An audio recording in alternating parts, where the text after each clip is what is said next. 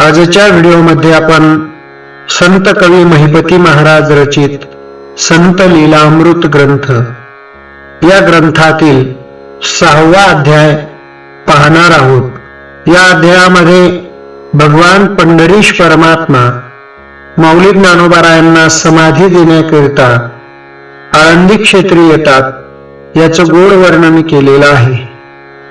एकदा पंढरीनाथ आपल्या प्रेमळ भक्तांसह बसले असता संत ज्ञानेश्वर महाराजांचे तेथे आगमन झाले। नमस्कार केल्यानंतर ज्ञानेश्वर महाराज म्हणाले, विठ्ठला, माझी मनापासून एक इच्छा आहे, ती आपण कृपा करून शेवटास न्यावी। आपल्या चरण कमलापाशी समाधी घेण्याची माझी इच्छा पूर्ण करण्याची कृपा करावी। संत ज्ञानेश्वरांच्या या इच्छेस पांडुरंगाने कृपा कटाक्षाद्वारे तथास्तु म्हटले।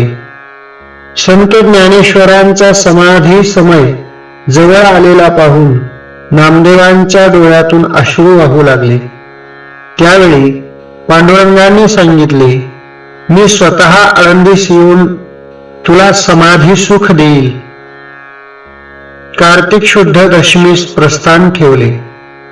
एकादशीच्या दिवशी रात्री जागरण करून मोठा उत्सव साजरा केला। द्वादशीलाही त्याच पद्धतीनं कीर्तन भजन आदी करून मोठा उत्सव साजरा झाला। त्रयोदशीस भोजन समारंभ केला आणि पांडुरंग आपल्या सर्व प्रिय भक्तांसह आळंदीस निघाले। तेथे पोहोचल्यानंतर सर्वजण सिद्धेश्वराजवळ बसले। समाधीची पूर्वतयारी सर्व काही झाले। भक्तजन आनंदाने कल्लोळ करू लागले। पांडुरंगाने सांगितले की दरवर्षी मी येथे येईन। नामदेवांनी मोठ्या भक्तिभावाने प्रश्न केला, या तीर्थाचा काय महिमा आहे?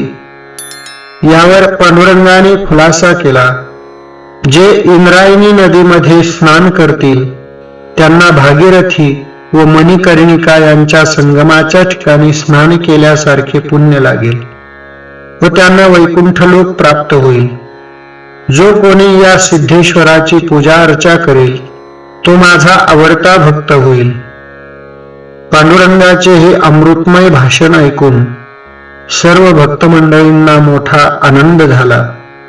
यानंतर संत ज्ञानेश्वर महाराजांनी पांडुरंगास साष्टांग प्रणिपात केला। तेव्हा पांडुरंगाने सांगितले, तुझे कवित्व जे कोणी ऐकतील पाठ करतील त्यांची सर्व संकटे ताबडतोब नाहीशी होतील। या ठिकाणी संत लीलामृत ग्रंथाचा 6वा अध्याय समाप्त होतो। व्हिडिओ आवडल्यास लाईक करा, चॅनलला सबस्क्राईब करा आणि बेल आयकॉन दाबायला विसरू नका।